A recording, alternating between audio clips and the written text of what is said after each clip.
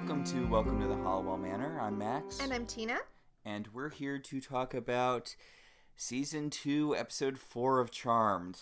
The Devil's Music. Hope you like Neighbor Jenny, because this is the Neighbor Jenniest episode we get. It is a very Neighbor Jenny episode. You know who else is in this episode? The best band ever, Dishwalla.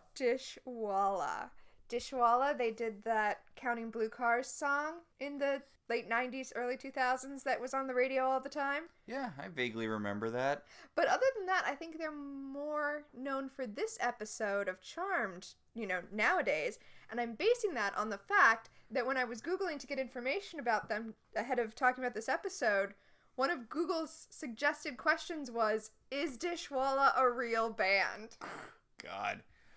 They have a really, really specifically dated sound. I mean, I enjoyed that kind of music. I was a Jason Mraz, Reliant K person back in the day. I know they have different sounds, but it's that kind of general. It's that early 2000s college rock sound that was perfectly imitated by Rachel Bloom in the song Ping Pong Girl in Crazy Ex-Girlfriend.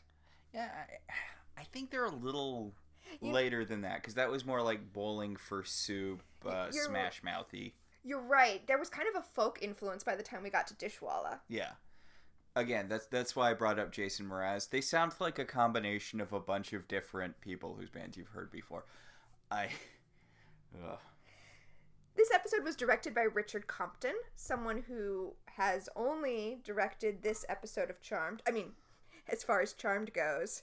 According to Wikipedia, Richard Compton was an American actor, director, and writer, primarily in television. He had small parts as an actor in film and television series, including minor roles in 2 episodes of Star Trek: The Original Series, and later he would go on to direct Star Trek: The Next Generation. Ooh. Other directorial credits include X-Files, Charmed, Sliders, Babylon 5, and Miami Vice. It's just reading this off his Wikipedia page because nothing about him really stood out to me. That's an eclectic collection of shows. Also, Star Trek: The Next Generation ran for 11 million years. I would be surprised if anyone didn't direct an episode of it. That's fair. You know, it's fun. When we get into later seasons of Charmed, LeVar Burton directs a couple episodes. This episode was written by David Simkins, who we have not seen yet. This is the first time he's written an episode for this show, but he will write some more. He's credited with Heartbreak City and Murphy's Luck, 2 episodes that I don't really remember that well. Ooh, Murphy's Luck has baby Amy Adams in it. Oh, fun! As a woman who gets her luck stolen and starts falling off buildings or something. The only thing I remember about it is that... her luck is stolen? No, that it's Amy Adams, because that makes her one of the... I mean, a few, but one of the few actors who was both on Buffy and Charmed. Oh, wait. I wouldn't say few. I feel like there's several. Armin Shimmerman, I know that. Charisma Carpenter. Yes, very notably Charisma Carpenter. But there's not as much overlap as you. You're right. Now that you mention it, I guess I would expect there to be more. Well, and I mean, the guy who played Rack was in an earlier episode we saw. Yeah, the guy who played Rack. It doesn't count, but John Delancey is a reoccurring person later. Does John Delancey show up on Buffy? I don't remember. He doesn't. Oh, okay. I was actually more thinking about Star Trek people who show up in Charmed, because Armin Shimmerman is like a Rosetta Stone of genre sci-fi fantasy. Yep. He was he a shapeshifter, or was he one of those anti-Semitic aliens that Star Trek had? He was Frankie. Yes. That's the anti-Semitic one. Ah. Yeah. That was a whole thing, wasn't it? Yeah, it's not a good stereotype. Let's talk about Charmed. The Devil's Music. Alright, so yes, as we mentioned, I believe earlier, if you are a Neighbor Jenny person, then this is an episode for you. This is the episode for you. This is the Neighbor Jenniest, I'm pretty sure. Yeah, I think that's probably true. I don't know if she disappears entirely after this, but this is definitely the biggest role she ever gets. And boy, howdy, is she Dawn. I mean, yeah. Well, I mean... Season 5 of Buffy was going at this point, right? Like, or 6? No, it's 1999. That means we're still in season 3 of Buffy. I know this because Buffy graduated high school the same year I did, so I always remember which year is season 3. Huh. I thought the show ended, like, 2002-ish. Started 1997. Huh. Okay. Ended, started 1997, ended 2003. So 98 to 99 is season 2. 99 to 2000 is... No. Wait, if it ended 2003... Yes, season... It would have started in 1996. No, because it was a mid-season replacement. Oh. Season 1 is 97. Season 2 is 97 to 98. Season 3 is 98 to 99. Same year I graduated high school. And so on and so forth. Okay. Oh, so Dawn is a ripoff of Neighbor Jenny. Twist. Anyway, the episode properly opens with the first... Is this the first appearance of P3? This is the first appearance of P3 as an open club. Yeah, but it's not quite open. I mean, yes, it's open. There's just no one there.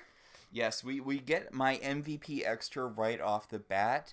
The camera pans across a mostly empty floor that has a guy dancing with a woman, and I always like to look at background people in club scenes in genre shows. I was watching, Legends of Tomorrow, and there's a bit where they go to a post-apocalyptic future, and they're at this, like, rebel underground punk marauder base, and everyone's dancing and, like, waving weapons above their heads, and you're supposed to be paying attention to, I don't know, Heatwave and White Canary or whoever talking, and instead, just look at the background. There are all these people who are trying to dance as non-obtrusively as possible while kind of waving these plasticky weapons above their heads. It is the most awkward thing ever. Well, it has to be weird on set because they're not usually playing any music, so you're just kind of moving. And I think on Charmed, I don't know that they even knew what kind of music was going to be playing in the background. These two extras you're pointing at, they look like they're dancing to Audrey's dance from Twin Peaks. They look like they're dancing to Twin Peaks music, and that is not what is playing in Piper's Club. But seriously, do it with any genre show. You can see some people trying really hard to not make it quite all the way down a hallway. Oh, yes. Yes. Okay, so Phoebe says, "This place couldn't be any more dead if I was embalmed." It's a weird turn of phrase. Why would you being embalmed make the club more dead? Why is Prue dressed like sexy Rosie the Riveter? Oh, yeah. Yeah. Well, I think handkerchiefs in the hair, that was a thing in the early 2000s. Plus her hair's crimped. Or it's got weird quasi braids. Yeah, she's got tiny braids in it. Just like a couple. Just for, like, texture. It's not a good look. But the driving point of this scene is that P3 is a crappy club that nobody wants to go to. It sucks so hard, and they are going to lose the house and have to be, I don't know, street witches. Well, one of Prue's clients at Buckland's is a wealthy investor, so they're going to ask him to invest in the club. How is the club in this much trouble? They've been open for like a week. How much runway did they have? They had like 2 hours of runway? This is literally the first episode the club has been open in. I have to assume that when you're opening a business like a club, you're gonna budget for at least a year before you're in the black. Like, judging from actual businesses? Yeah, the amount of time it takes a new business before they break even is a decent chunk of time. Especially with a nightclub. Yeah. Well, I mean, I assume nightclubs, like restaurants, have super thin margins, and yeah. Or maybe not. Maybe it's because they're assuming you're going to be drinking a lot more. It's true. Alcohol does have a high margin. Well, depending on, what kind of bar/club you are. So Piper comes over and she's like, looks like things are picking up, right? And Prue and Phoebe are like, yeah, not so much. But they're lying to her about bringing in a new investor. Yeah, they're like, I'm sure something will turn around soon. You don't need to worry. And Piper's like, I wasn't worried. I was assuming things would turn around soon. This isn't like running a restaurant. What? Piper says, I can't predict these things exactly. It's not like running a restaurant. What? What? Also, what? Okay, so I do appreciate P3, if only for being the end of what is Piper's job exactly, but It is the absurd end point of the what is Piper's job dance that they put us through at Quake. That's accurate. And, I mean, this episode demonstrates why Piper has decided to open a club instead of a restaurant, so that we can have super famous bands like Dishwalla perform there. Right, I mean, speaking of Buffy, Charmed needed its bronze. Or its Vomiting Eagle or whatever they had in Smallville. This was a thing in WB shows at the time. I was actually going to say, or it's Peach Pit, which is the restaurant from Beverly Hills 90210. Yeah, this was a thing in this kind of show. You needed a club the characters could go to so you could cross-promote bands that, it's all just synergy. Sure, the WB had to have had a label, and that's why it was pushing all of these artists in the TV shows. Yeah, Warner Music. Oh, I didn't know that they were. Oh, yeah, their tentacle arms reach everywhere, Max. I mean, I assumed, but, So, like that one episode of Smallville where, Remy Zero is giving a concert in a gum factory. Yes, as discussed by Alison Pregler on her Manic episode recently. Yes, speaking of Charmed. But so Phoebe says, "Where is everyone?" Allowing us to Gilligan cut to where everyone in San Francisco is, because what else are you gonna do in San Francisco on a hot night but go see Dishwalla in concert? Okay, so we cut to an arena packed with people. I can't tell, is this sign outside supposed to be the name of the arena, or is it the group that's opening for Dishwalla?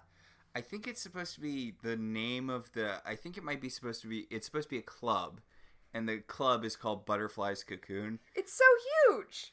I mean, it looks... to be a club, and it's got, neon all around it.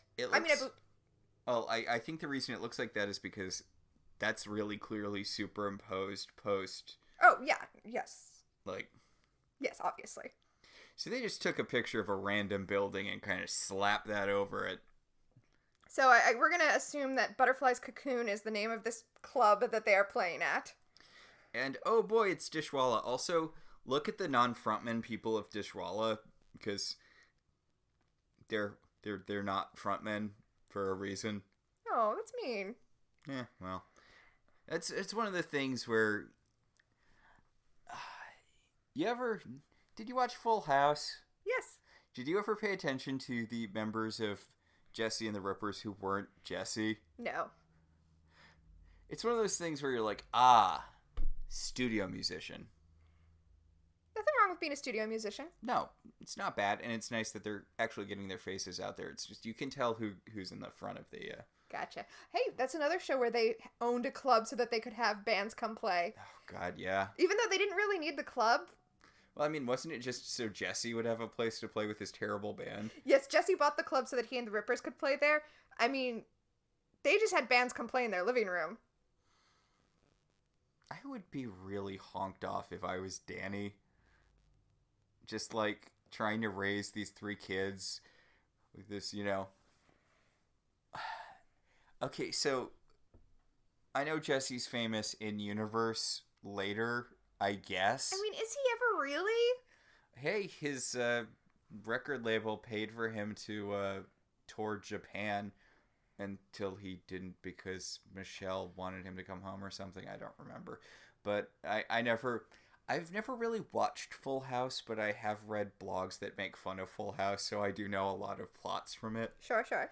But Jesse's real skill was attaching himself to people with money. I was actually going to say, I think of all of the people in the house, by the end of the series, Jesse is the least famous. I mean, of the adults.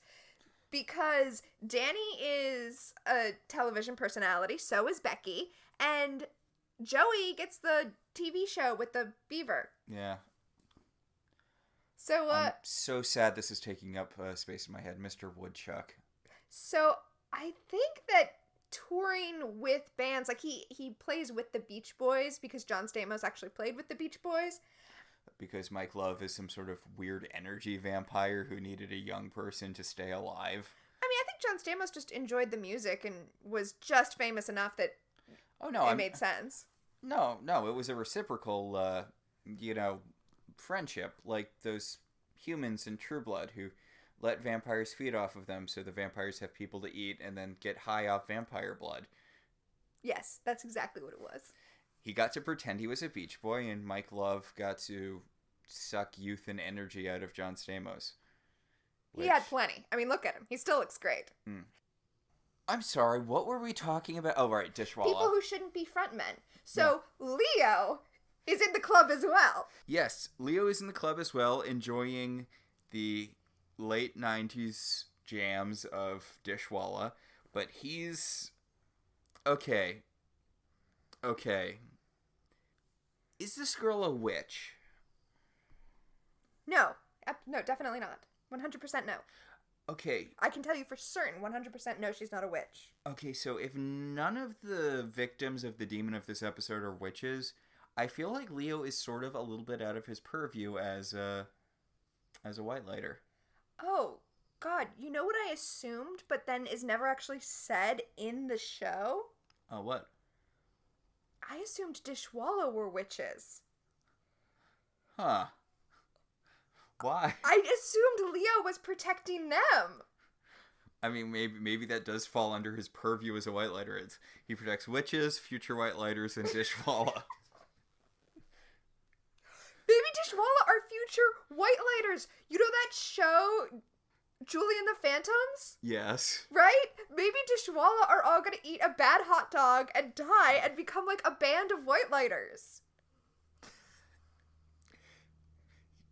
Oh my God. Is it sad that I kind of want to watch that TV show? They're white lighters, but they're also a band! I would watch that spin-off or read that spin-off comic. Now I realize I had just gone into this episode assuming Leo was there protecting Dishwalla, and I never thought to question why Leo was protecting Dishwalla. Although, okay, so a more logical explanation, if you want one, which I almost don't because I like this one, but a more logical explanation is that everything that's going to happen was his way of kind of backdoor helping Piper, because the events that happen end up saving P3. That's true.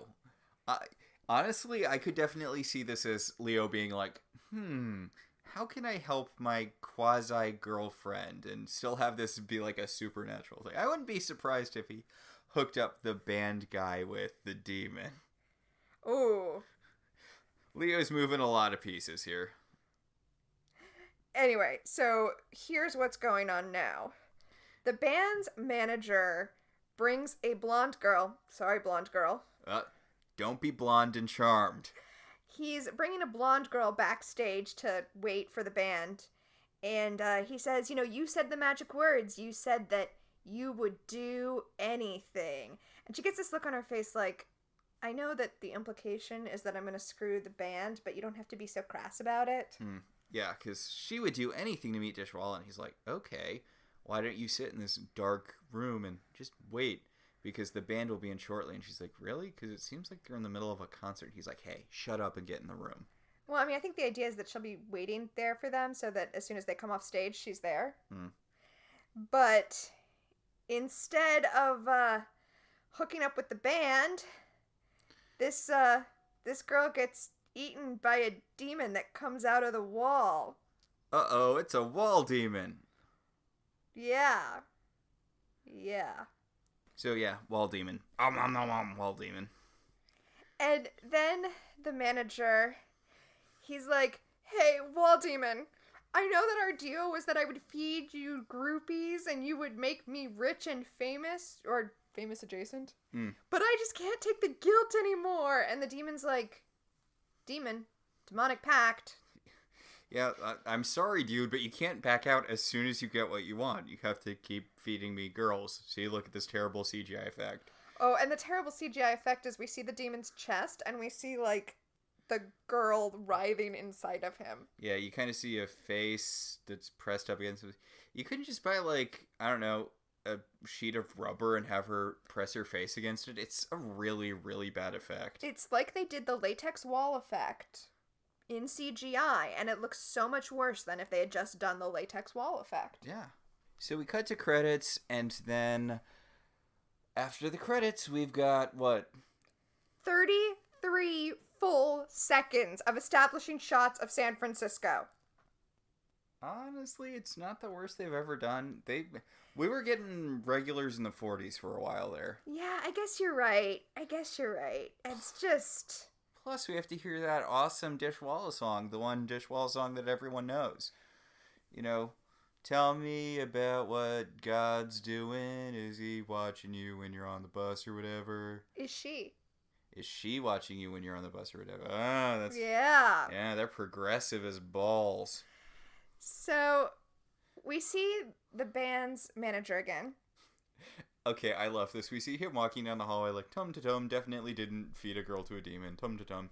And Leo grabs him, shoves him against a wall, like, pulls him into an enclave so no one in this busy hallway can see what he's doing. And he's like, I know what you're doing. I know you're feeding girls to a demon. And what you gotta do is you gotta book that demon, and you gotta book Dishwalla at my girlfriend's club and feed girls to him there. The wall demon, not feeding girls to Dishwalla. That's what happens, yeah. Except that Leo, like, blows blue dust into his face so that we know that he... used magic to make this happen. It's not white light or amnesia dust. Later he says it's a spell he borrowed from one of his other charges, which... Yeah, so it's mind-controlled dust that he took from another witch. Yeah. I want to hear about the witch who has mind-control dust as her thing. Right? Anyway, we go from that to an Excel spreadsheet showing how much in the red P3 is. It's been like a week, right? You only have expenses at this point. You have all of the expenses of opening the club. Calm down.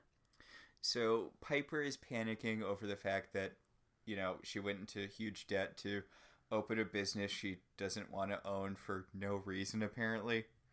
And who should show up but neighbor Jenny? Yeah, neighbor Jenny's like, hey, is it illegal for me to be here because I'm underage? And Piper's like, well, that one is closed, I think. I don't know, really. Which, why did you open a club? Also, I don't think neighbor Jenny... I mean, I think it's probably okay if she's there when it's not open, but... I don't know what the rules are in San Francisco. I don't know what the rules are in California. In Oregon, it would depend on the kind of liquor license they had. Neighbor Jenny, by the way, is wearing these, like, teeny tiny mini butterfly clips that were really the rage in the late 90s, early 2000s. Mm-hmm. And also has a Walkman with, like, the headphones around her neck, old school style. Oh, yeah. That... Not the butterfly clips. The Walkman with the headphones, although I had a CD player. Ooh. That was... Yeah. That was my jam when I was in, like, middle school. Mm-hmm. Before, in high school, I upgraded to one of those giant-ass iPods. You know what I miss? I miss being able to, like, just rewind songs by hitting a button on your iPod. I know, just iPods themselves mean I'm, you know, a million years old in internet years, but because you can't get iPods anymore. They're not a thing. Everyone just listens to music on their phones, which, whatever. But... I'm just saying, I remembered when you could just listen to the same 14 seconds of a song over and over again by rewinding it, by hitting a button, you know. Well, you could do that if you listen to it on YouTube. No, like, in your pocket, you could just be carrying your... Oh, you mean without having to look at the screen? Yeah, without... Oh, yeah. Yeah. Yeah, I'm with you there. Because I just listened to the parts of songs I liked. I had to get used to listening to whole songs, because I don't know if you know this, but whole songs suck. Every song has like 30 good seconds, and that's all you listen to. I'm sorry, I'm auditioning to become the new Andy Rooney. A name people of a certain age won't recognize, because he used to be a very old man on TV, and then he died, and his thing was complaining about stuff. He was like if YouTube was a person. An old person. Sorry, I was just thinking about how people only like that one part of the song Sister Christian. Yeah. Sister Christian is like 4 different songs. Oh, or Sailing. Sailing, take me away where I want to. It's like everybody likes the chorus, but like there's a super long part before that. Oh, or that one bit from Dear Sister.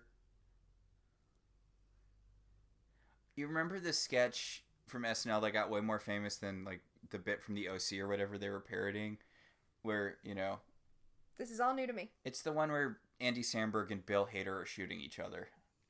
What you say, you know? Oh, that you only meant well. Of course you remember this. I'm pulling out my phone because you will remember this bit. This was like everywhere on the internet for a really long time. Okay, we just paused so I could show I'm going to show you the whole thing later. I just paused so I could play the clip for Tina. I can't believe you don't remember that. It got parodied everywhere, even though it's a parody of a scene from The OC? Yeah, or something. But it got parodied everywhere for a good, 2 years after. I can't believe you didn't see that. What you say. I don't know what to tell you. But the thing is, that's literally the only part of that song that sounds like that. Like, it completely changes later. Mm-hmm. But that was the clip that got played when whoever got shot in whatever show they were parodying. So that's the only bit that they use. And people don't recognize the rest of the song until it gets to the what you say part. Ah, okay. Which, again, is only 15 seconds long. I'm sorry, what were we talking about? Right, neighbor Jenny's in there. She's got butterflies in her hair and headphones around her neck. And she wants to, she heard on the streets. It's all over the radio. She's doing this weird thing where she's not just telling Piper what she wants. She's like, Piper, I need the thing. And Piper's like, what thing? And she's like, it's all over the radio. She wants to see Dishwalla. Apparently Dishwalla's playing at Piper's club, which no one cleared with Piper. Well, okay, this is... How bad at running a club is Piper? Well, okay, as they're having this conversation, the manager, whose name is Jeff, never trust a Jeff. Sorry, Jeffs. The manager comes in and is like, hey, I manage Dishwalla. I have to book them here. Yes, Dishwalla has a giant boner for this crappy club in the middle of, butt-ass San Francisco. I don't know where this club's supposed to be. San Francisco. No, but where in San Francisco? Oh, I don't know. Yeah, well, I mean, the show's not super concerned with San Francisco in general outside of establishing shots. But wherever in San Francisco this club is, that's where Dishwalla wants to be. And he's not taking no for an answer. He's going to make sure that Piper books Dishwalla, the most popular band ever. And Piper's like, well, I don't normally like it when other people book bands at my club, I guess, that I've had for a week. But whoa, Dishwalla, this is amazing. Is this how it works? Is this how it works? You just own a club and then people book super famous bands here? He literally hands her a contract that he already has written out. All she has to do is sign. And, I guess he knew that this tiny club wasn't going to say no to Dishwalla. And neighbor Jenny is like, oh my god, I would do almost anything to meet Dishwalla. And he's like, oh, I work by vengeance demon rules. I'm going to need a, I wish statement, I would do anything. Not, you got close, but you need to do anything, not almost anything. Yeah. Okay. So, I don't like this subplot. Prue is meeting with Johnny douchebag moneyface to try to get him to... She's talking to him on the phone. She's trying to get him to invest in the club And he's like, I'll invest in the club if you visit Paris. And by Paris, I mean my dick. Okay, so here's the thing. Okay. There's a difference between owning something and loaning someone money. Now, I know this might be hard, but loaning someone money doesn't mean you own them. Now, if this guy is an investor who wants to buy a piece of the club, who wants to buy a partial ownership, that would be one thing. But he says he's going to give them a loan. And in fact, he says he's going to give them an interest-free loan. So I'm not quite sure what the investment part of his investment is, unless he's giving them an equity loan in exchange for shares in the club. I guess that would make sense. But you know what doesn't make sense? What's gonna happen later. It makes me so angry. Well, the investment is he wants to invest his penis into Prue's vagina. Well, that too. That's accurate. Ugh. So, yeah, Prue's like, yeah, I'll take the loan, but I'm not gonna have sex with you. And he's like, oh, I love it when you play hard to get. And she's like, I'm not playing hard to get. I'm not going to have sex with you. And he's like, sure you are. He's like, let me fly you to Paris for dinner. You know, in Paris, they call French bread. You know bread. What? Oh, God, yeah, it's...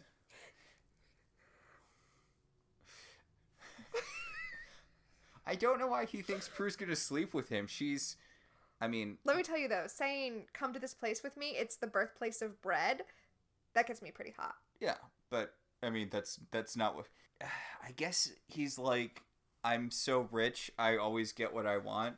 Even though Prue's being like, fuck you, give me a loan. Like, Prue is being so aggressive and confrontational while asking this guy for money. Well, she's being very, very clear. She's like, I will take your money, but I will not... have sex with you. Yeah. Anyway, she hangs up the phone and she tells Phoebe it's all set. He's going to come to the club and give them money and everything's going to be fine. They don't need to tell Piper that the club that she owns and is running is about to go out of business because apparently Piper can't tell what she's looking at when she looks at a spreadsheet, doesn't know what it takes to keep a club running. This goes back to them not getting her signature when they got the home equity loan. Like, what? What? What is money? Okay, is this like that episode of Buffy where they're watching the Kung Fu movie and Buffy's critiquing how the main guy is fighting all of the minions? And Riley's like, it's a movie. You can't think about it just because fighting lots of guys is your thing. And she's like, well, if it was an army movie, you'd be being upset if they were saluting all backwards. Is this what happens with you when you watch stuff where they're doing property stuff and they're doing it wrong? I guess. It's so very wrong. And the thing is, most people don't engage in kung fu fighting. Mm-hmm. A lot of people do. Have taken out loans to buy property. Hmm. So, is Piper just not going to notice that they suddenly have a lot of money out of nowhere? Well, apparently they think that she doesn't notice that the club's going out of business, so she just won't notice when it doesn't. I guess. Okay, sure, why not? So, the doorbell rings, and who could it be? Oh, it's Leo again. And I guess Leo. What is their deal?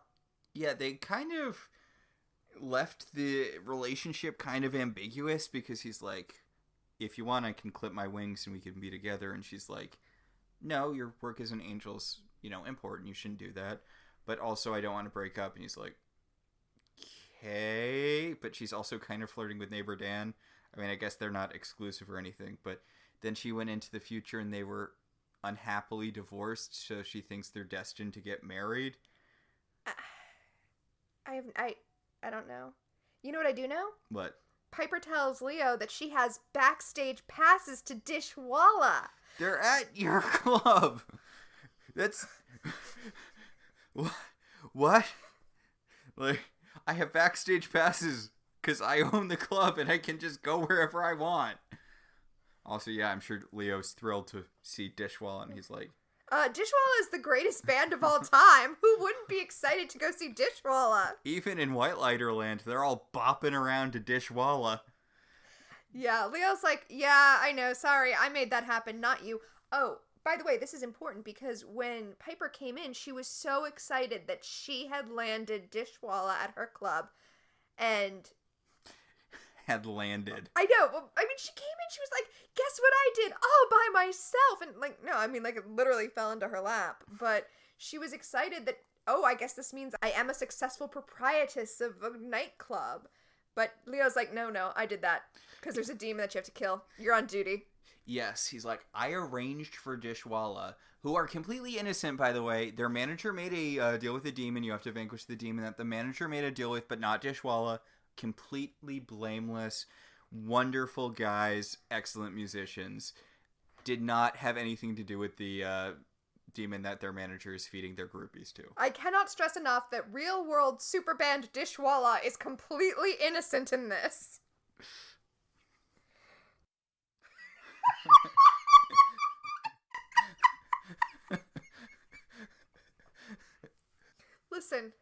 Listen. I cannot emphasize enough that this is actually the plot of this episode.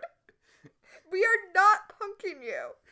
Okay, and also, I know that it seems like we're going to the super famous band Dishwalla well a lot joke-wise, but we're doing it every time they mention Dishwalla as a super famous band that everyone listens to. It's so much in this episode. You know what it reminds me of, to go off on a, to do something completely different and go off on a tangent. What's that? Okay, you watch Clone High, right? Yeah. Okay, you remember the episode with Ashley Angel from O-Town? Yes! How every time someone mentions Ashley Angel from O-Town, they're like, oh my god, it's Ashley Angel from O-Town. Yeah! And I didn't know O-Town was a band, but that's kind of the joke. Yes. Fun fact, he has an OnlyFans now. Oh. Okay. After Clone High had that like cameo poster thing in Into the Spider-Verse, I rewatched the series and I was like, I wonder what he's up to, and I googled him and he's basically doing softcore porn for the internet, so I guess his career's going great. There's nothing wrong with doing an OnlyFans. Yeah. I mean, I was gonna say I feel like he's too famous to do an OnlyFans, but I guess not. Well, I don't want to get into the politics of OnlyFans, but... One of the, I saw an article where someone was talking about how bad it is that celebrities are starting to do OnlyFans. That's what I was going to talk about, but we don't need to get into the politics of OnlyFans. Yeah, apparently one of the Teen Wolves from the Teen Wolf show is doing it. Which, I mean, makes sense because that show is basically, it was like one level down from gay porn. It's like Smallville where everyone's well, not Smallville. Smallville's a bad example of it. It's one of those shows where it's everyone's shirtless and they're talking directly into each other's mouths. I guess Riverdale does some of that. I mean, yeah, aren't most of the CW shows like that? Yeah, I wonder if that started with Supernatural where they're like, you know what teenage girls like but can't watch? Gay porn. So we're going to do like as family-friendly gay porn as possible, so it's just going to be shirtless guys in their 20s pretending to be high schoolers talking really close at each other. That is what girls want. I mean, Supernatural's been on for 7,000 years. I mean, it's true. Girls want sexy, shirtless guys talking real close to each other, and backstage passes to see Dishwalla. God.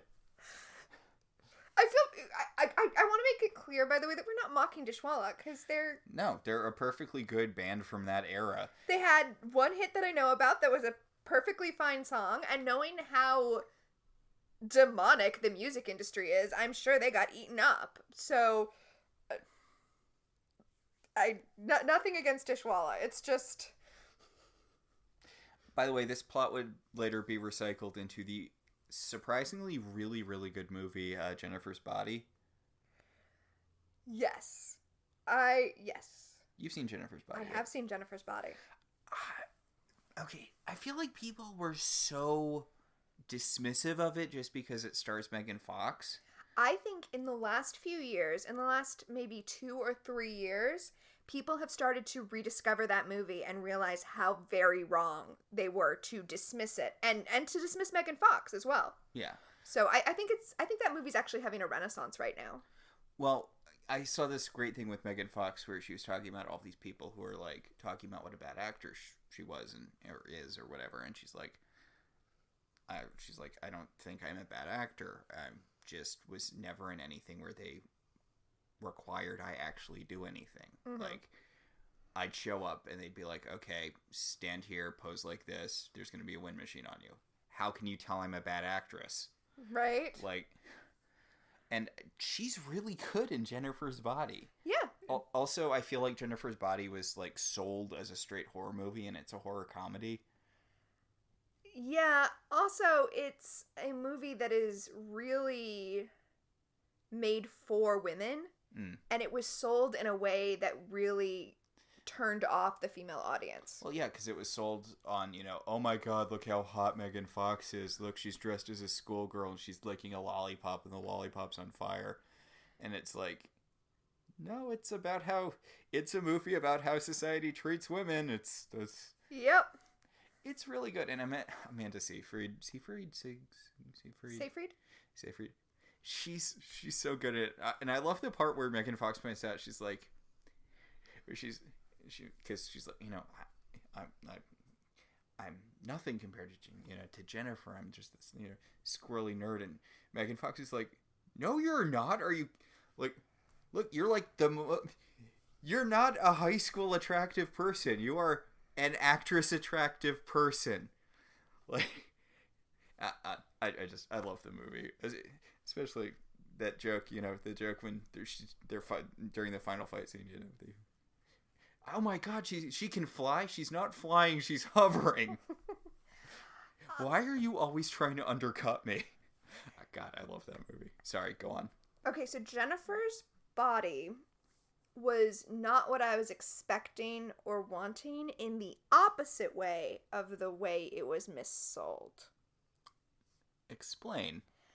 I wanted to watch Megan Fox and Amanda Seyfried killing a bunch of people together, not fighting each other. I wanted a unambiguous revenge film instead of a revenge horror film, which is a slightly different thing.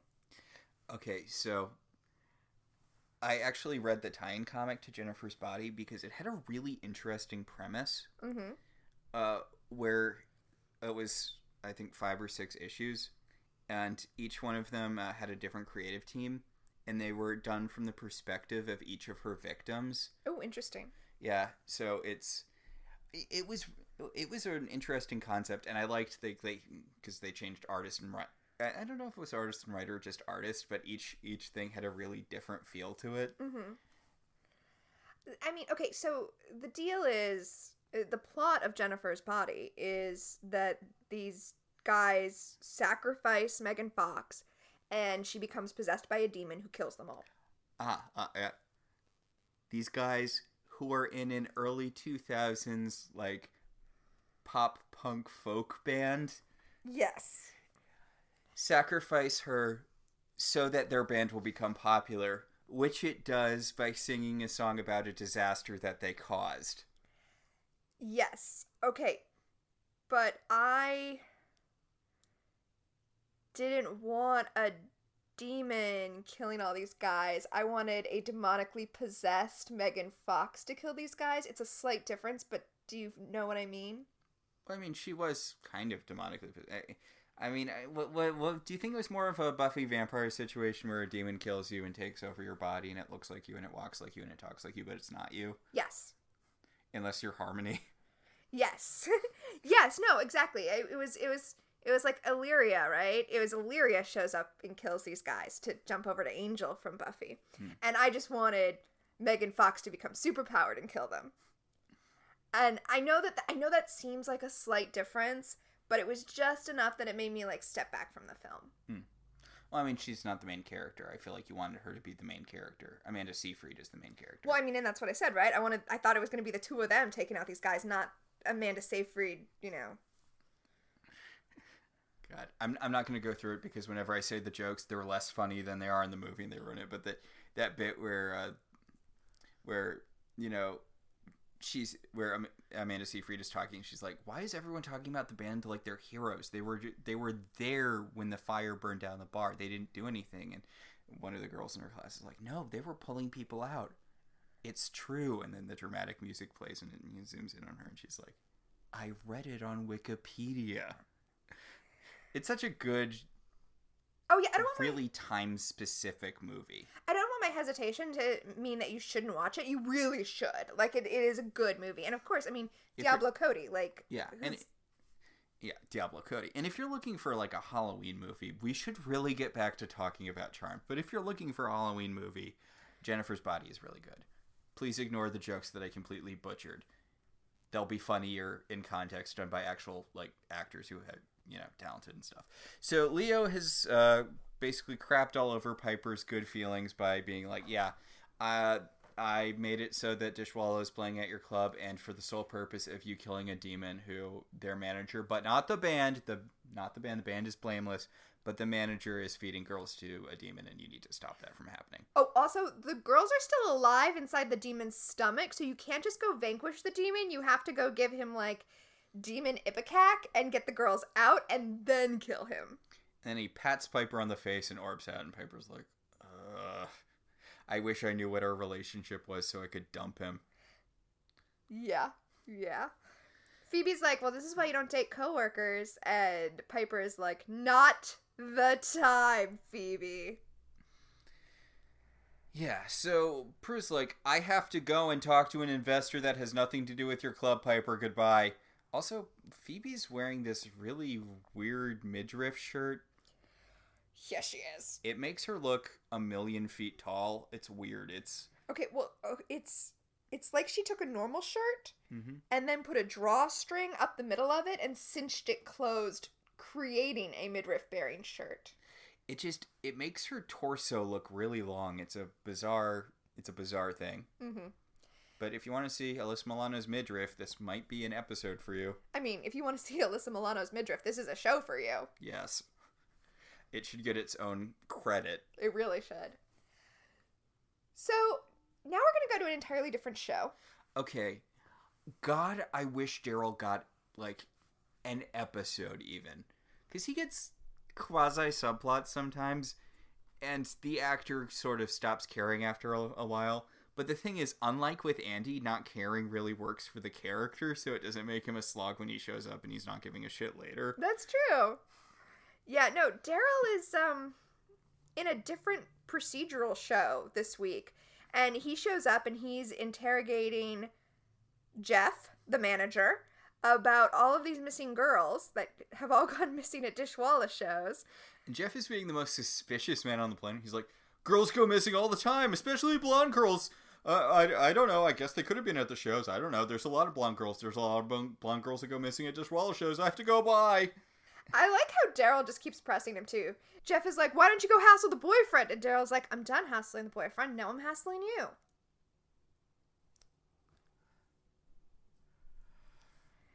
Poor Daryl. He seems to not so much have a partner anymore. Yeah, he doesn't. We don't see a partner at all in this episode. Poor Daryl. He doesn't get the support he needs. Well, we'll talk about that. Yes. So Phoebe is flipping through the Book of Shadows. She's trying to find a way to vanquish the guy after making him barf up all of the girls inside him.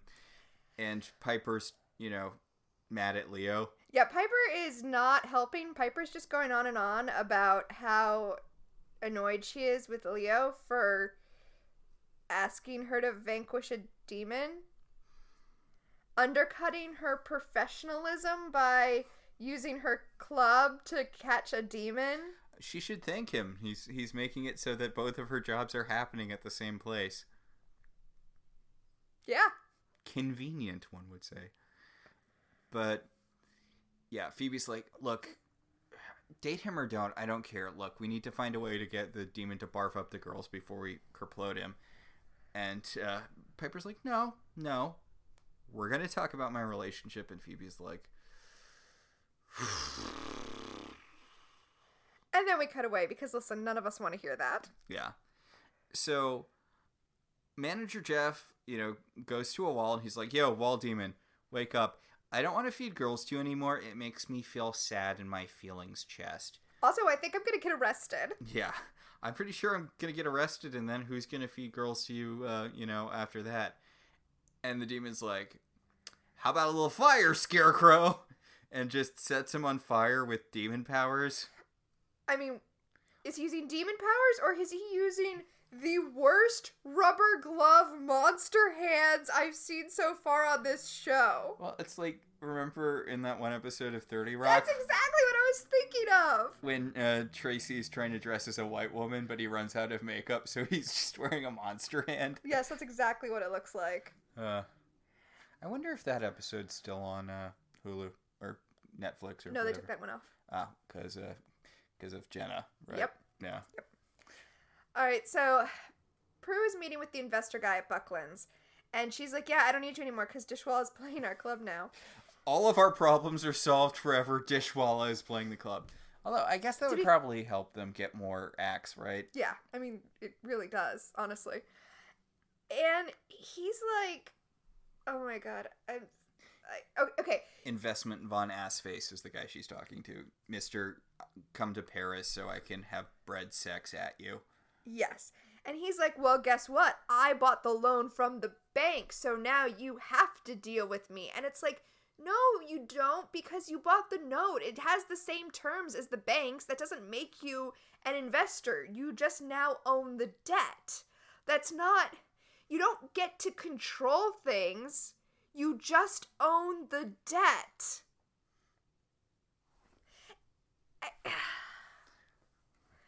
No, clearly this gives him some sort of weird advantage over the club. I guess. I don't know. I don't do property stuff. I don't know how it works, but... Well, I mean, I guess they don't either. Remember when Buckland's went out of whatever, when the Bucklands died, when Rex kerploded. Yeah. I'm sorry, when Hannah accidentally mauled Rex and then the powers that be but evil set Hannah on fire. Right. Well, I mean, fake Hannah and fake Rex. Yes.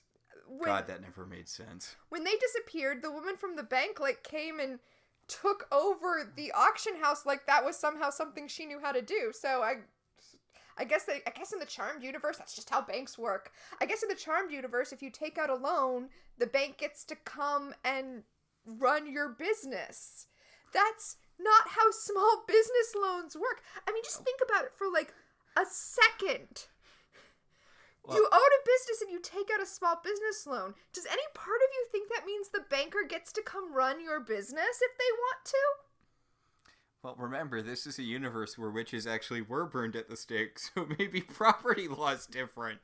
Oh, hey Max, did I tell you the guy from the bank that owns the mortgage on our house needs to come sleep in the guest room? Because apparently that's how that works. Anyway, so Phoebe is making some demonic ipecac because Piper is too busy complaining about her quasi-boyfriend to do any actual work. And it's interesting. I noted that it's Phoebe who's doing the brewing when normally it's Piper. Yeah, which makes sense because Piper was a chef at some point. God. But yeah, normally, as you pointed out earlier, not this episode, but at one of our previous episodes, normally Phoebe writes the vanquishing spells and Piper does the potions. Mm-hmm. And then there's the third sister. Yes. And Peggy. So Phoebe has a balloon and she's going to fill it with the potion. Yes, and Piper's like, so how are you going to get the demon to eat that balloon? And Phoebe's like, oh, well, I'm going to get him to eat me. Yeah, she's going to go up to the manager Jeff, and she's going to be all like, hi, I'm a fan. And he's going to be like, I will feed you to a demon.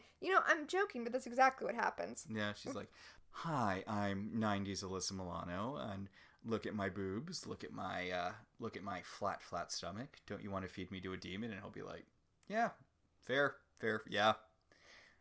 Yeah, come on, I'm going to feed you to a demon. And then, it's going to be like last episode where she opened the portal into the portrait, and then she just chucked Kit in there. Yeah! Except instead of a cat, she's going to chuck a balloon filled with potion. Yeah. Anyway, doorbell rings, and this time it's not Leo, it's neighbor Dan. Neighbor Dan and his floppy 90s hair handsomeness. Boy, he really only has two modes clothing-wise.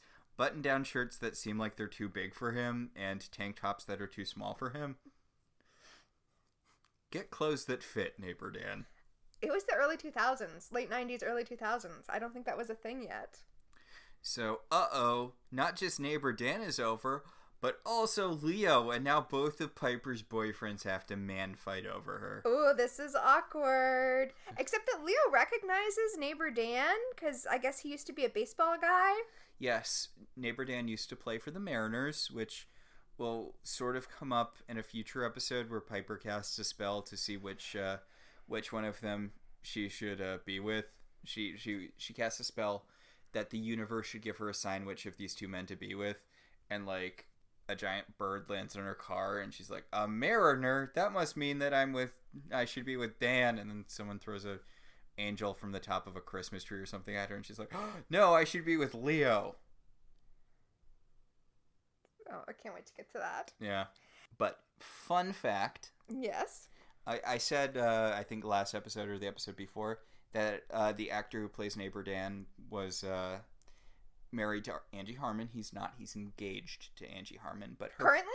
Yes, current. Well, according to Wikipedia, currently. Okay. So, who knows? But before him, she was married to a sportsman. Oh, a baseball sportsman? No, a football sportsman. Ah. Because I was like, if she was engaged to someone, if she was married to someone who was like a Mariner, that would be a weird coincidence. I was going to say really cool, but I don't think anything about this is cool. So Piper's like angry at Leo still. And she's like, so you have time to know the roster of the Mariners, but not time to get here to the Manor and tell me about demons before I book them into the club. And neighbor Dan's like, what? And she's like, shut up, I'm not talking to you. Also, neighbor Dan hasn't played baseball for a while, one would guess. So I'm assuming these two things are also like, what? That's a weird thing to be angry about, Piper. Piper's just mad at Leo because she wants to be mad at him. So, we're getting right into our Piper-Leo groove.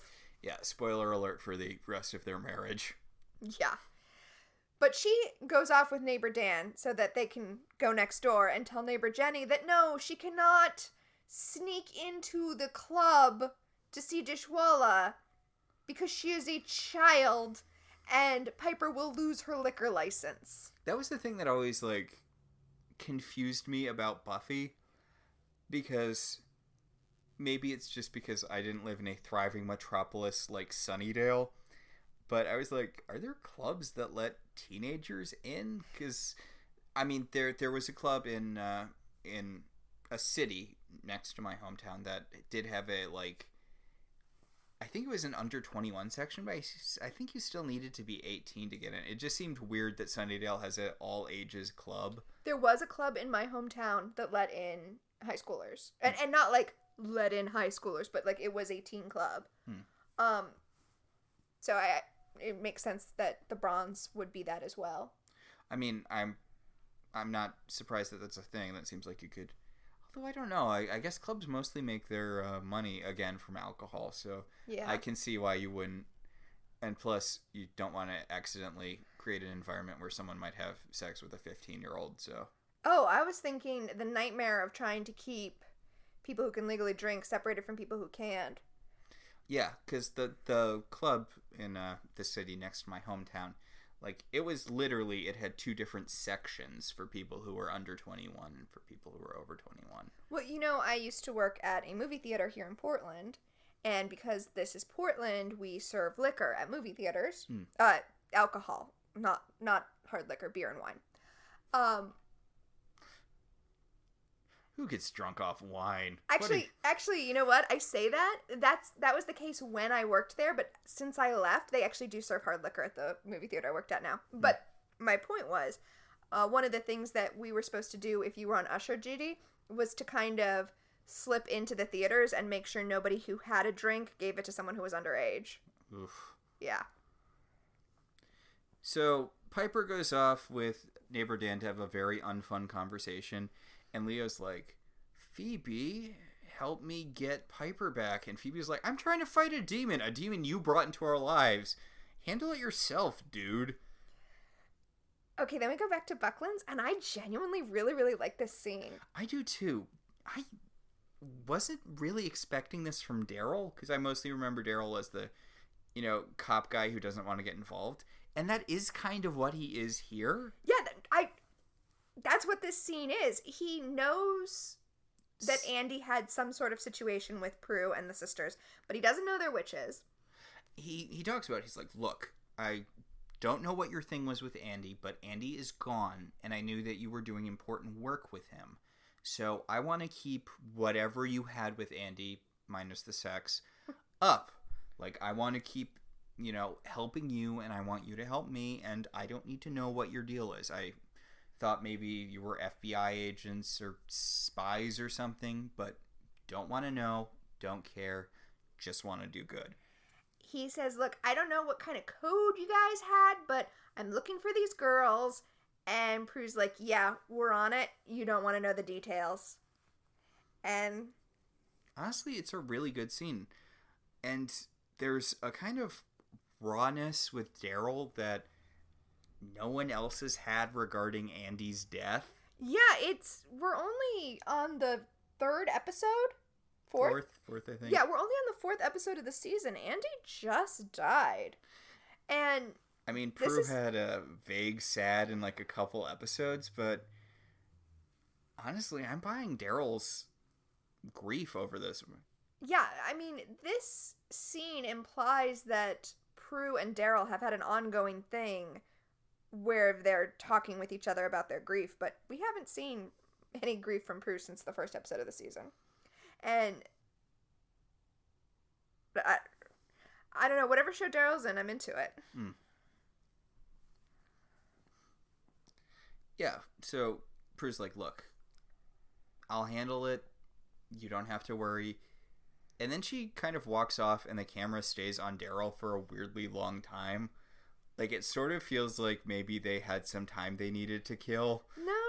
We need to see that he feels lost. Like, he needs to be all alone for a second. Just a little too long so that we can know how at odds he feels. So, meanwhile, Jenny is really, really upset that she can't go see Dishwalla because Piper promised, even though Piper did no such thing. She didn't even do anything adjacent to promising. She didn't know Dishwalla was playing at her club until the guy came into the room. Like, and I feel so bad for Piper because she's thrust into this weird mom role with a girl she barely knows at all. And she's like, yeah, I have to live with neighbor Dan. And neighbor Uncle Dan never did anything bad. And it's very proto Dawn in, her worst moments. Yeah, she doesn't quite do a get out, but Yes. She's given a real little sister vibe, despite not being one of the sisters. Although that makes sense because later on in this episode, she's going to falsely claim that she and the Charmed Ones are like sisters. Well, they are like sisters in that they're constantly kicking her out of their house. Oh. Just substitute room for house. It's basically a sister relationship from what I'm given to understand. Over at P3, Prue tells Phoebe that she has given the bouncer orders not to let Investor Guy into the club tonight. That's that plot. Okay, so did you want to talk about what Phoebe's wearing? Oh, yes. Yes, I did. Because I can't speak for wall demons, but I don't think I want to eat anything that looked like that. It's a disturbing looking outfit. She's wearing this, like, flappy halter top thing. Okay, well, she's wearing a shirt that only has a front. Yes. That's why it's flappy. And it's one of those triangle... It's like a triangle in the front and a nothing in the back. It's like a reverse mullet shirt. Yeah, it's metallic silver. Mm-hmm. And she's wearing yoga pants and then a long peasant skirt over the yoga pants. Also silvery. Also silvery. Also spangly. It's a look. It's a look. You know what it kind of reminds me of? What? The very, very terrible outfit she's going to wear that they're going to say is a Cinderella dress later. I was about to say the Cinderella dress later where it looks like a Goodwill threw up on her. It's terrible. Also, her hair is doing what I would describe as any pop punk fairy from the early 2000s. So you know how I said that neighbor Jenny had those little mini butterfly clips? Yeah. Yeah, it's like Phoebe did her hair with mini caterpillar clips. So Piper is talking to manager Steve. Jeff. Manager Jeff, and she's like, why don't you go look around and see if there's any interesting women for you to talk to? And Jeff wanders off, and then Leo comes by, and he's like, hey, can we talk about our relationship? And Piper's like, Leo, I'm busy with Dishwalla. I'm managing this club. Also, the demon that you made her go fight. So, yeah. I mean... Now is not the best time to talk about your weird, ill-defined relationship. Oh, I'm sorry. Did we forget to mention that Phoebe has a scrunchie around her upper arm? Because she does. It's a whole lot of luck. Okay, so then she goes up to manager Jeff, and she's like, hi, I don't know if you know this, but I'm a music management groupie. I'm like super into sexy managers, and I know all about you. Brian Dennehy is the Beatle I wanted to sleep with. He was the manager, right, of the Beatles? Am I thinking of the right person? No. Whoever that guy was who they talk about as being the fifth Beatle, he's the one I wanted to sleep with. I think Brian Dennehy's an actor. Brian Dennehy is an actor, yes. I think it was Brian something. I don't know. If you know who the Beatles are, you know who I'm... If you know who the Beatles are, you're in the middle of creating an angry comment to leave on our Patreon. Our Patreon, which is... No. Yeah, so... Phoebe, he's a manager. His job is to get women to go backstage for Dishwalla. You don't have to pretend to be into him. So she goes off with him to, go see the demon, and as she's walking off with him, she opens her bag to Piper and Prue to show them, the balloon with the demon Ipecac in it. So Phoebe gets left in the back room, and the demon jumps out of the wall, and it's like, bleh! And she whips the balloon out of her purse. But she does it too quickly, so the demon is able to retreat before she can throw it at him. And then she's like, oh, we're gonna need a bigger balloon, like doing a Jaws riff. And then later, because people didn't laugh enough the first time, she's gonna make that same joke. It's okay to let a joke die, Phoebe. It's fine. But, yeah, she's really freaking out because she's like, oh no, the demon, it's too much when you're... It's too big. It's not going to die from this. And it's like vaguely bigger than a regular person. You have plenty of potion. The problem is that you pulled it out too quickly and the demon got away. Like, what? Yeah. Yeah, okay. So they're going to seal the exits and look for manager Jeff. And, yeah. Meanwhile... And Piper's like, yeah, I guess we're gonna something. Do you think I should have a talk with Leo? Do you think I should work out the thing with Leo?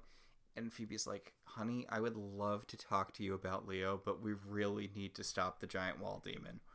Speaking of the giant wall demon, backstage, the giant wall demon is yelling at manager Jeff for sending a witch.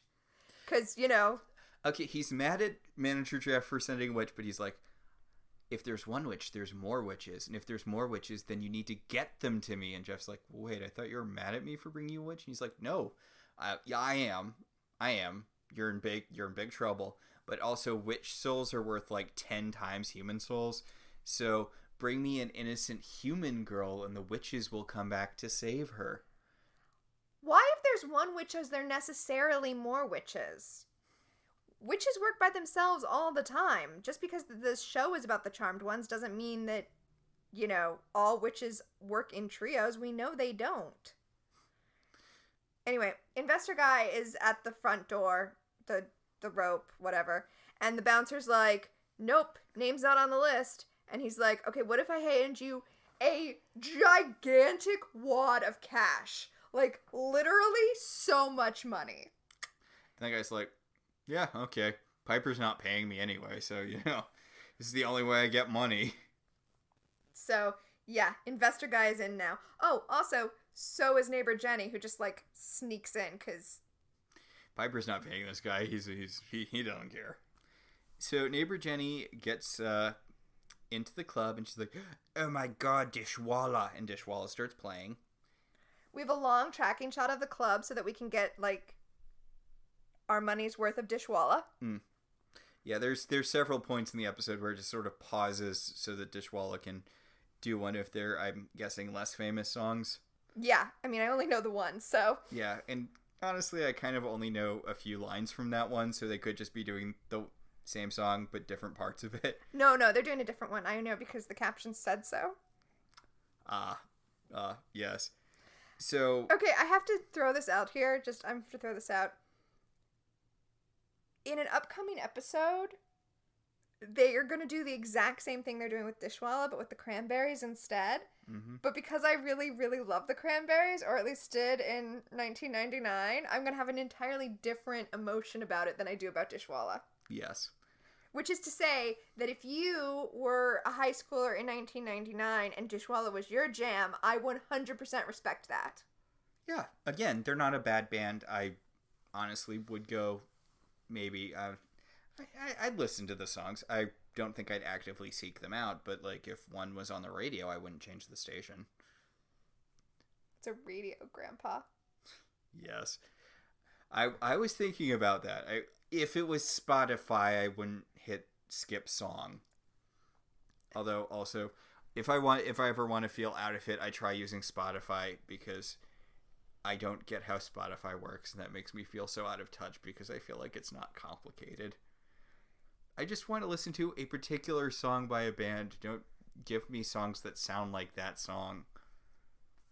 I think you can just listen to the song you want to listen to on Spotify. I think you're you thinking can't... of Pandora. No, that's my issue with Spotify. I'll be like, I want to listen to this one song, and they'll be like, oh, we built you a playlist based off this one song. I'll search the song and I'll hit add, and it's like, do you want to add to playlist? And I'll be like, yes. And then it'll be like, this is the playlist we've created. This song isn't on it. I just go to YouTube when I want to listen to music. Yeah, I mean, that's what I do now. But I wanted to do something that would support the band.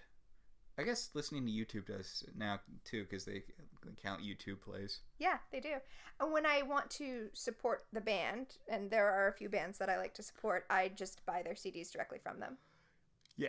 Is that what you did with the Justin Bieber song, Yummy?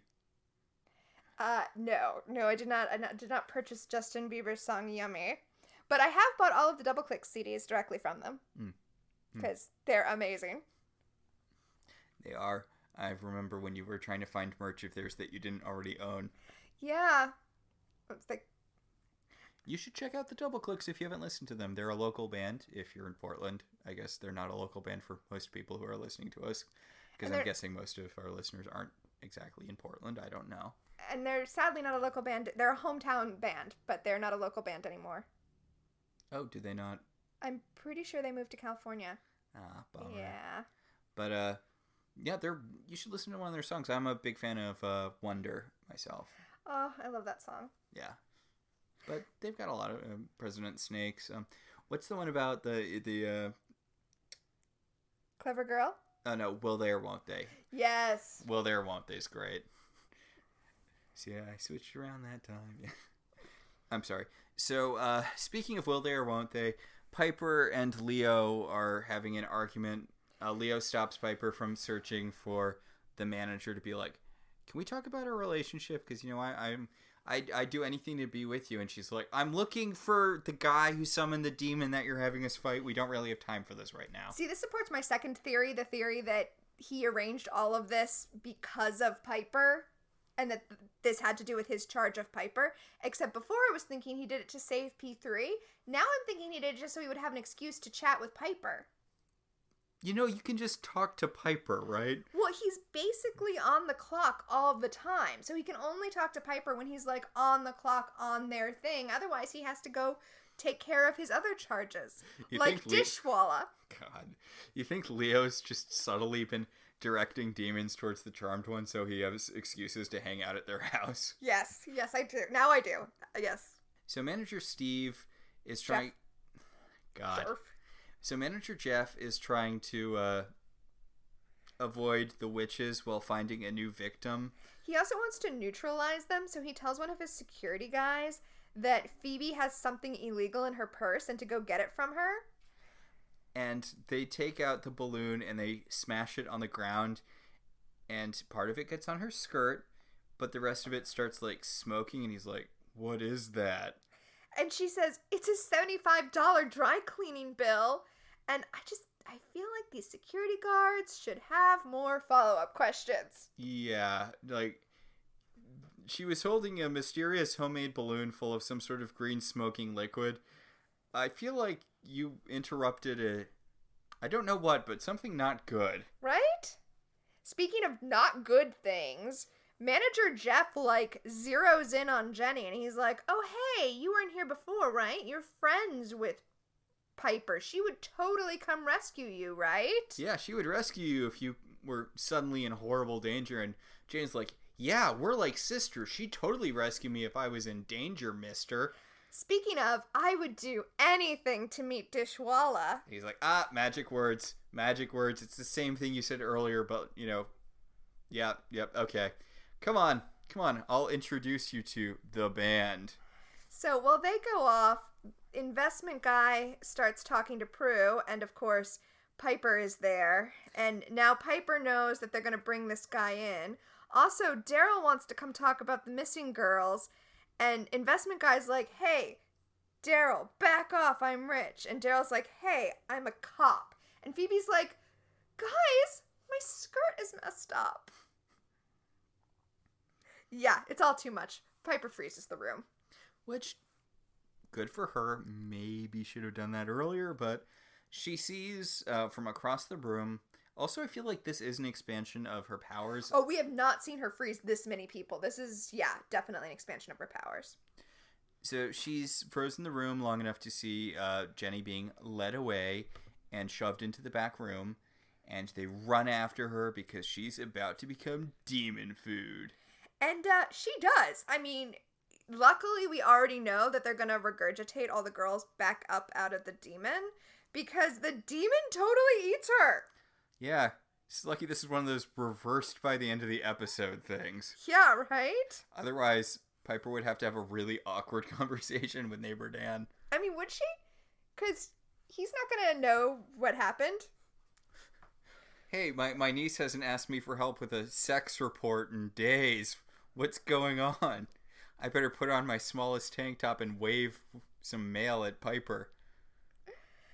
So, the girls confront Manager Jeff because they need to fight the demon. And I don't know what they think he's going to tell them that they don't already know. Seriously, they're like, what have you...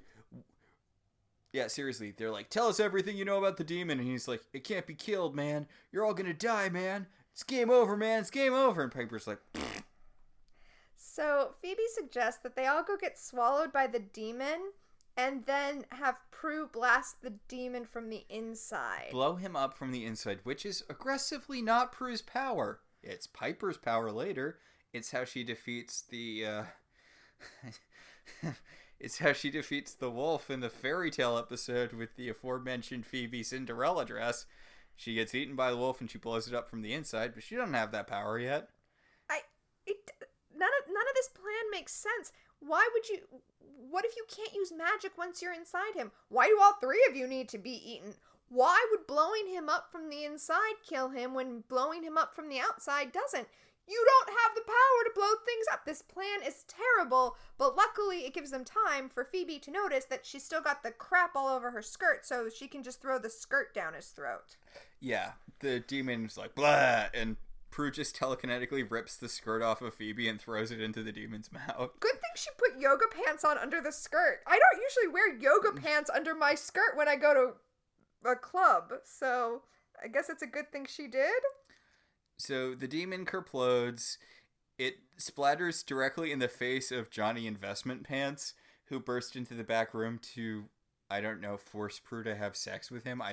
No, he was gonna force Prue to sell him the club because that's how this works. Okay. So he gets splattered when the demon explodes and, like, a dozen girls fall out. Yeah, just as Daryl shows up and is like, what's happening? And Prue tells him, you're arresting a kidnapper and freeing his victims, and that's all you need to know. And boy, is this not going to stick to this guy. Like, what? We find out later that none of these girls remember anything. How is Daryl ever going to build this case? Oh, well, I guess that's not the show we're watching. So Prue leans down to Johnny Investment Face and she's like, hey, we have literal magic powers and we could literally kill you with our brains. Also, there are demons and stuff. So leave us alone or demons will eat you. Goodbye. And how does... Okay, this is 2 episodes. This is 2 episodes after... Morality Bites? Yeah, after Dog Poop Ruins the Future, the episode. So, I guess now this guy is going to be the guy who burns Phoebe at the stake? No. The thing is, you can't make someone accidentally step in dog poop or else they will burn you at the stake for being a witch. But you could totally cover someone in exploded demon goo, tell him you're a witch, and that he needs to do what you want or else you'll use magic to kill him, yeah. And everything's just cool. No lessons learned. I guess not. I mean, God, that lesson did not stick at all. Then Dishwalla plays a song for 7 million years. Well, I mean, that is how they do it in these episodes. Not just of Charmed, but of all TV shows from this time when they do this thing. Yes. So, Piper is writing checks and stuff, and everything is balanced now because Dishwalla saved the day. Yep, she's paying her bills, because they're in the black now, which, as I mentioned before, is incredibly unusual for a club this early on. Yeah, especially a club that just had its first successful night ever. Yeah. God, she must mark up the alcohol so much. It's like a 700% markup. Oh, she probably does, like, really expensive bottle service. Well, so I was never a club person. I go to a club like once every few months or so back when I lived in Boston. Mm-hmm. And every time I went out, it's like $8 for a rum and coke, and I'm like, it's not worth it. It's too expensive for a rum and coke. Yeah. I mean, I'm not a club person either, so I liked going out with my friends, and that was what you did. You went out, to clubs with your friends, but I just was not I'm a comedy nerd, so I really go to stand-up clubs more than anything else, and there the drinks are very expensive, but there's a minimum, and I just really kind of think of that as the part of the price of the ticket, because usually tickets to those are very cheap. Yeah. So, like, I saw... That Nicole Byers show was so good that we went to. Yeah, it was. Pre-pandemic, Portland had a great stand-up scene. I hope it survives. Yeah. Oh, I follow a couple stand-up comedians on Twitter.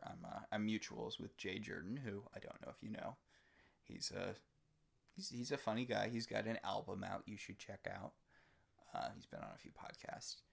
That's why I think people might be familiar with him. But he talks a lot on his Twitter about like how stand-up is going to have to change. Mm-hmm. Yeah. Right. Oof. Charmed. Yeah, we're wrapping up now. Everything is resolving. And, Piper, now that she knows about the hostile takeover that almost happened but didn't, she tells her sisters to be honest with her next time. And then Leo shows up. Yeah, and they try to define the terms of their relationship, but not really. He's like, I want to be with you, but you still want me to be an angel, right? And Piper's like, yes, I want to be with you, but also your work is very important, and I don't want to take you away from it, but also I hate the fact that you're working all the time.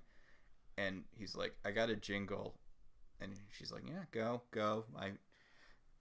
She seems to notice him receiving his call. Yeah. So that didn't resolve anything. Yep, yeah.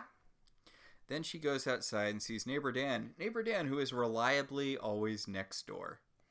I mean, it's convenient, right? It's super convenient. So she waves at Neighbor Dan, and Neighbor Dan waves back, and then that's the end of the episode. And that's the devil's music. It's solid. I mean, I enjoyed this episode quite a bit. Yeah. It's kind of weird coming off, I know we said this last time, it's kind of weird coming off what is considered the best episode of Charmed and being like, I really enjoy more of the hokey Demon of the Week stuff than the big universe building stuff. Yeah. I know I will regret that later when the show veers straight into weird fetish territory, but I feel like the show is really kind of hitting its stride right now in a way that I'm finding enjoyable. So, yeah, I'm here for it right now, currently. And, I mean, this episode has an incredibly weak subplot, but it also doesn't really take up enough time to get, annoying. I mean, it would have been a nothing plot if it didn't make me so angry. Yeah, but it's not like that weird plot where Phoebe starts working at the auction house and where it feels like they kind of just jammed part of a different script into it. Yeah. Because they need to kill time. It was like, this subplot, it's not great, but short. It doesn't, unless you're very invested in property law, it doesn't bother you. Okay, so shall we do our segments? Yes. Much like the Charmed ones, we have our own power of 3, and it's time to activate the first power in our pack, Premonitions, where we look into the future, present, past, and see who in this episode is, was, or will become famous. And do you have someone? Is your someone Dishwalla? Because no, my someone is not Dishwalla. My someone is the investment guy.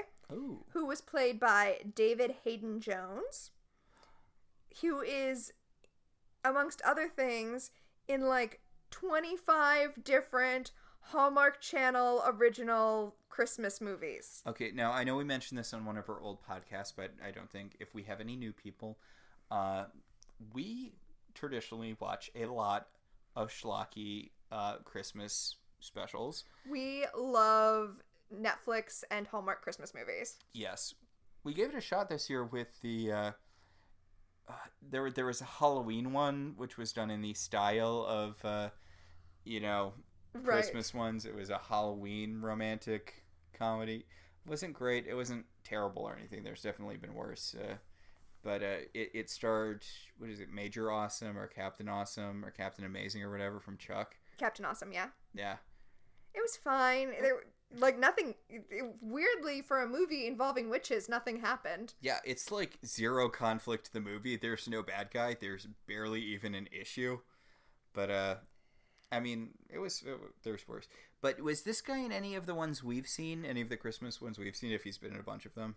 He was the lead in Dear Santa, which is the one where Amy Acker finds the letter that the girl wrote wishing that her dad would find a wife. Oh my god. I when you said Dear Santa, I was thinking about the one where the one where Santa's daughter is working at the post office. Yeah, and she ends up hooking up with that guy who's speaking of Neighbor Dan, a guy who's raising his niece after her parents died, and she writes to Santa wishing that someone would sleep with her uncle, and Santa's daughter gets the letter and she's like, I could sleep with him. Yeah, that's what happens in that movie. Lachlan Monroe is in that as the evil boss, and he will later be a love interest for Prue. Oh, interesting. But, it's kind of fun that we know him from something, sort of. I just remember everyone being really mean to Amy Acker for basically no reason in that movie. They were so mean to her. I mean, I guess she was kind of violating the spirit of No, she wasn't part of the program. She just found a letter and... Yeah, she found a letter on the street. I mean, I guess it is a little weird. She found a letter on the street that was like, hey, come... Dear whoever, I wish that someone would have sex with my dad. And she's like, I could have sex with someone's dad. She, like, starts stalking him. Like, okay, you know what? Now that I'm describing the plot, it is kind of creepy what she does. Eh. And then when they find the letter, they're like, what the hell is wrong with you? Okay, now that I'm recounting the plot out loud. Okay, but the thing is... No, you know what? I don't remember the plot well enough to defend Amy Acker. I just remember thinking, I don't get how you rightly got to the correct conclusions just by finding the letter. Like, right, like, they're like, they find the letter and they're like, you must have found this on the street, stalked us, set up a thing so that you could meet the dad by working at the homeless shelter where he works, and then, like, put all of this into motion, which is what happened. When I would think the more logical explanation would be you saw this in the house or in the homeless shelter and picked it up by accident. Yeah, like, they weirdly, if I'm remembering the movie correctly, we watch a lot of these. Yeah. What was the one that we watched where it turned out it was secretly half of two movies? Oh, Can't Fight Christmas! Yeah. We'll have to watch the second one this year. Yeah. We watched one called You Can't Fight Christmas, which was amazing. I think it was one of my favorite ones we've watched. It was the one where she's trying to save the hotel, right? Yes. And there's weirdly this woman at the bar who we, like, check in with occasionally who appears to be having her own story that we don't see. And I looked, and there's another movie that's her story. Like, it takes place in the same, like, in the same general location. And I guess the woman from our movie just appears briefly to... Like, it's weird that both of these movies are connected. I love that. We'll watch the other one this year. Yeah. And yeah. Also, I don't know if you saw, but there's a Christmas Chronicle 2. That's the one with the Santa who fucks. Here's the thing about Christmas Chronicle. The whole movie was reverse engineered from that one scene of Kurt Russell being Santa Claus running a jam band in a prison. That is correct. That is correct. Also, it's a reverse The Santa Claus because it's about Santa Claus killing a kid's dad so he can have sex with his mom. Okay, that is not correct. Although, well, sorry, go on. At the end of Christmas Chronicle, they do like a cute little reveal that Mrs. Claus is played by Goldie Hawn, Kurt Russell's real life partner. And they fell in love after she got amnesia when she fell off a boat. Yes. The poster, I haven't seen the trailer, just the poster. The poster for this one has her prominently featured on it, so I think this is going to be a Mrs. Claus focused story. You know what movie we should watch? Which one? Golden Christmas. Which one's that? Okay, it's about this magical dog that brings these two people together because... Oh, it's like Golden Retriever Christmas? Yeah, it's called Golden Christmas, but it's a Golden Retriever. Right. And, like, there were these... there's this guy who's trying to buy this woman's family's house, and she's really mad because even though she only comes, home for Christmas, she's like, it's the house where I grew up. You can't sell it. You can't. And it turns out that this is a magic dog they both used to play with when they were kids, but they didn't know that they hung out together as kids because they used fake names or something. Anyway, the reason we need to see it is because the love interest in it is played by Nicholas Brendon, and oh my. He spends the whole movie looking so miserable. It's really, really weird to watch a romantic comedy where the male lead actively seems like he doesn't want to be there. Oh my gosh, I can't imagine. Oof. And this was one of the bad movies I watched with my friend Tyler back in Boston. Mm-hmm. And we didn't do a drinking game with this because you would die if you did. But there was a thing where we count off every time in a scene when it switched from one person to another, the switch would be accompanied with a person turning their head, because every time the camera shifted focus, it shifted focus to someone turning their head in a different direction, which isn't the sort of thing you notice until you do, and then you can't stop noticing that it happens literally every time the camera changes perspective. I'm sorry, we should move on to the second power in our pack, because I feel like we went really off track here. I guess we should. What is our second power? The second power in our pack is time freeze. What specifically dates this episode? The clothing. And dishwalla, I suppose. Dishwalla? Yes, dishwalla. Aggressively dishwalla, but Also, butterfly clips, everything Phoebe wore, most things Jenny wore. Yeah. Like, yeah. this was a heavy 90s party girl fashion episode. That's true. But yes, Dishwalla. And the last power in our pack, telekinesis. What genuinely moved you this episode?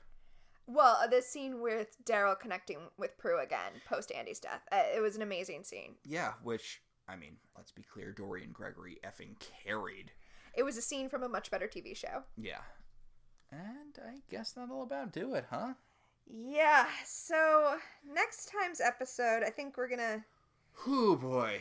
Yeah. Ugh. So brace yourself. Our next episode is... She's a man, baby. A man. It's the episode where Prue gets magically turned into a dude so she can find a siren that's... A succubus. A succubus that's using her... The sisters discover that Phoebe is psychically linked through her powers to a man-killing demon known as a succubus. In order to lure the succubus to the sisters, Prue casts a spell which turns her into a man. The main thing I remember about that episode, besides the main horrible thing of Prue getting turned into a man, which, boy, I can't imagine, like, it has to be so transphobic, right? I haven't watched it in years, and I can't imagine it works. But the main thing I remember about that episode is video dating, which is amazing to me that was ever a thing.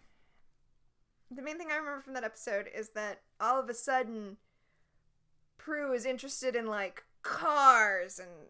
Oh, yeah, she... Man, and sports and... She becomes... Twins! Yeah, God. Yes, she becomes a man and she instantly knows how to fix things and, can no longer cook or whatever. It's awful. It is. It might not be transphobic so much as just deeply sexist. Those things are closely related. Yes. Yes. Hatred of women is at the core of many, many things. Well, on that note, let's wrap this up for this week. All right.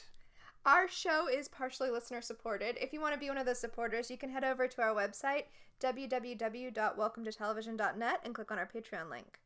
We'd like to thank our current $5 and above patrons: Beryl, Patricia, Sam, Cassidy, Alex, Alicia, Ryan, Maricruz, Rosa, Javier, Benjamin, Kyle, and Kate. If you'd like to support the show in other ways, you could always rate and review us on Apple Podcasts. It helps other people find the show.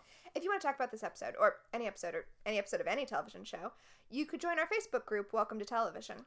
We can also be located at I Love TV Zines on Twitter or at ilovetelevisionzines@gmail.com. So until next time, I'm Tina. And I'm Max. And this has been Welcome to the Halliwell Manor.